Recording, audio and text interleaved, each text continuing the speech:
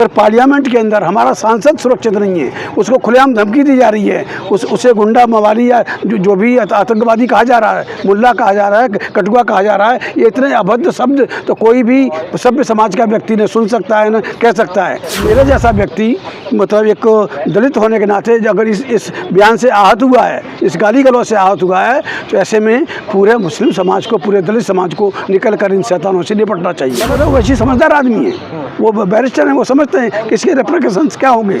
तो ये पार्लियामेंट को अब तक सत्ता का मंदिर कहा जाता था, अब वो हिंदू मंदिर बन गया है। जैसे अंदर की जो इन्होंने तस्वीरें लगाई हैं, चोला साम्राज्य को दिखाया है, सिंगुल को दिखाया है, उसमें इसमें जो डेमोक्रेसी है उसमें इन सारी चीज़ों के माने नहीं है, ये नहीं होने चाहिए। इस तरह की बात करना क्या जायज़ है?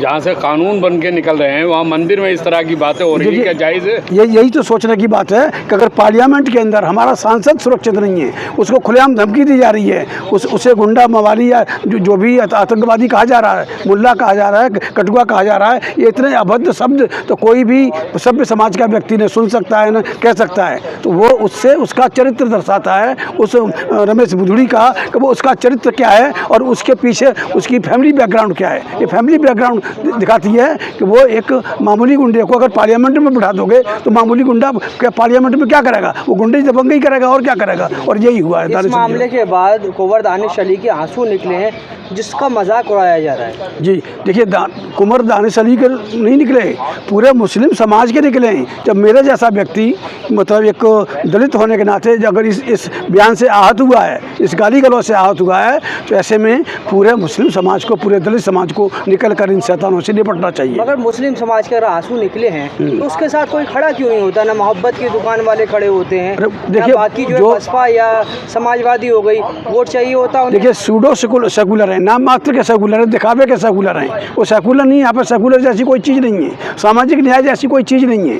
तो ये सारा ये पूरी सोची समझी चाल है। भारत जलाओ पार्टी यानी बीजेपी पूरे देश को किसी तरह से हिंदू मुस्लिम करवा के, इलेक्शन करीब आ रहा है, 2024 करीब है, ये कुछ भी कर सकते हैं, किसी हद तक जा सकते हैं। तो जो पार्लियामेंट है, नई पार्लियामेंट है, वो सत्ता का मंदिर नहीं, वो हिंदू मंदिर बन चुका है, जिसमें नाचने वाली जो हैं हीरोइन वगैरह उनको तो बुला के सम्मानित किया जाता है, लेकिन यहाँ की जो ट्राइब की राष्ट्रपति हैं मुर्मू जी को, उनको नहीं बुलाया गया। दोनों वाक्यों पर उनको नहीं बुलाया गया। आप समझ सकते हैं कि जानबूझ के ये जबरन ये 10% लोग कैसे इस देश को हिंदू राष्ट्र बना सकते हैं, और कब तक हम लोग सोचते रहेंगे। वो भी तो सहायता कर रहे हैं। अभी रिजर्वेशन बिल आया वुमन, तो उस पर सभी जो ओबीसी नेताओं ने वोट किया है।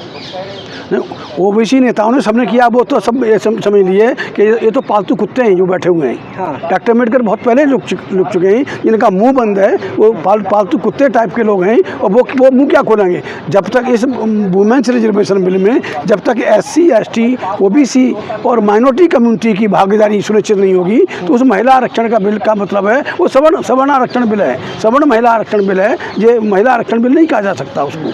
उसमें तो सिर्फ ओवैसी और उनकी पार्टी के नेता बोले हैं ना। ओवैसी बोले, ओवैसी समझदार आदमी है, वो बैरिस्टर हैं, वो समझते हैं कि इसके रेप्रिकॉशंस क्या होंगे। ये 33% सवर्ण हिंदू महिलाएं आ जाएंगी, और 18-20% तो गुंडे दबंगई से ये लोग पार्लियामेंट में आ जाएंगे। 50% पार्लियामेंट पर कब्जा हो जाएगा, और उनका हिंदू राष्ट्र बनाए कुछ भी करें कर सकते हैं। रिजर्वेशन से कितना फर्क पड़ेगा चुनाव पे? वुमेन रिजर्वेशन से ये सारा ही पड़ा है। मैंने 33% अगर सवर्ण हिंदुओं की महिलाएं आ गई तो उन्हें 18% और लेके आना है 51% सांसद करने के लिए, तो 51% उनके सांसद हो जाएंगे। संसद पर कब्जा, सरकार पर कब्जा, देश पर कब्जा। सब खामोश क्यों है फिर? खामोश तो पता नहीं, उनकी तो मजबूरियां हैं, क्या क्या मजबूरियां हैं वही लोग जानते हैं, लेकिन मजबूरी नहीं होना चाहिए। ये समाज में और भी दानश्वर लोग हैं, उनकी मजबूरी नहीं होनी चाहिए, खुल के सामने आना चाहिए। महिला रिजर्वेशन बिल के नहीं, हम चाहते हैं कि महिला रिजर्वेशन 50% कर दो, लेकिन उसमें SC ST OBC और माइनॉरिटी कम्युनिटी की महिलाओं को भी उचित भागीदारी उसमें सुनिश्चित की जाए। आवाज़ उठाएगा कौन फिर? हम लोग उठा रहे हैं ना। हम उठाए में, आप तो सड़क पे हैं, संसद में जो बैठे वो तो सब समर्थन। संसद में तो डॉक्टर अम्बेडकर ने ऐसे सांसदों को पालतू कुत्ता लिखा है, खासतौर से दलित समाज के जो सांसद हैं, बाकायदा लिखा है किताब में। आप उससे मिलेंगे तो लिखा हुआ दिखा दूंगा मैं, जिनके मुंह बंधे हुए होते हैं वो उस तरह के कुत्ते हैं। तो उनसे हम क्या उम्मीद कर सकते हैं? उनका यही कर सकते हैं कि हम कोशिश करें उनको किसी तरह से दोबारा जीत के न जाने दें पार्लियामेंट में ऐसे लोगों को। जिस तरह से सांसद रमेश बिदुरी ने जो है अभद्र भाषा का इस्तेमाल किया, क्या लगता है एक मुसलमान जो कुंवर दानिश अली जो सांसद है मुस्लिम को लेकर के मुस्लिम है इसलिए टारगेट किया गया उनको, क्या समझते हैं? नहीं, मुस्लिम ये जानबूझ के इलेक्शन का पीरियड है ना, ये पुलवामा करा सकते हैं, 40 जवानों को मरवा सकते हैं भाजपा के लोग, और हिंदू मुस्लिम के नाम पर जो कराने की कोशिश कर रहे हैं वो कुछ भी करा सकते हैं। They can do any damn thing कि ये किसी तरह से हंगामा हो, मुसलमान सामने आए। अगर चुनाव है, बार बार कहा जाता है कि चुनाव के लिए कर रहे हैं, चुनाव के लिए कर रहे हैं, तो सारा कुछ मुसलमान ही क्यों चाहे चुनाव के लिए? नहीं, मुसलमान ने देखिए, मुसलमान ने जो सबसे बड़ी जो एक जहन बन चुका है उसका कि भाजपा को हराना है, भाजपा को हराना है।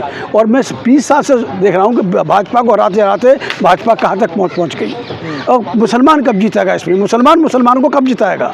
दलित को कब जिताएगा? ये हमें सोचना होगा। अगर दलित और मुसलमान इस देश का मुत्तेज हो जाए तो इंशाअल्लाह एक रात में हम इस मुल्क के निज़ाम को बदलने की ताकत रखते हैं। मुसलमानों में कौन सी ऐसी उम्मीद है जो देखिए, जिस तरह से मॉब लिंचिंग हो रही है, किसी भी मुसलमानों को जबरदस्ती मार दिया जाता है, 20 लोग इकट्ठे होते हैं, किसी न किसी बहाने उसको पीट कर सड़क पर मार दिया जाता है, उससे मुस्लिम समाज पूरा भयभीत है, पूरा आतंकित है। ये जो हिंदू टेररिस्ट ऑर्गेनाइजेशन है, RSS को बैन कर दिया ना कनाडा ने कि ये टेररिस्ट ऑर्गेनाइजेशन है, अमेरिका में भी उनका आ चुका था, तो ये 3 बार यहाँ भी बैन हुई है। इससे बड़ी टेररिस्ट ऑर्गेनाइजेशन कोई है नहीं। और यहाँ पर ये हिंदू आतंकवाद है, उस हिंदू आतंकवाद का मुकाबला कि अगर किसी को करना है तो इस देश का दलित और मुस्लिम मुत्तहिद होकर मिलकर ही इस हिंदू आतंकवाद का मुकाबला कर सकते हैं। मुसलमानों का जो नेता उसको तो बी टीम कहा जाता है ना, ओवैसी को। नहीं, ये तो देखिए किसी का ये man is known by he, किसी ने कहा है ना, ये man is known by his deeds और misdeeds in addition to the company he keeps. Owaisi sahab कैसे क्या करते हैं, क्या नहीं करते हैं, उनका प्रेजेंटेशन अपना क्या है क्या नहीं है, अपने समाज को क्यों कन्विंस नहीं कर पा रहे हैं कि वो बीजेपी की बी टीम नहीं है, तो ये तो ओवैसी साहब को सोचना है। हम क्या कर सकते हैं? हम तो साथ हैं, हम तो ओवैसी साहब का साथ देने के लिए तैयार हैं। ओवैसी साहब हमारा साथ लेने के लिए तैयार क्यों नहीं है? ये सोचने की बात है। पहले भी कोशिश हुई है, पहले कोशिश हुई है जी, 22 में कोशिश हुई है, 19 में कोशिश हुई है, 24 में करेंगे, 24 में करेंगे, 24 हम तो तैयार हैं। हमने 16 जो है पार्टियां हैं दलित और मुसलमानों की, उनको बाकायदा लेटर लिखा है।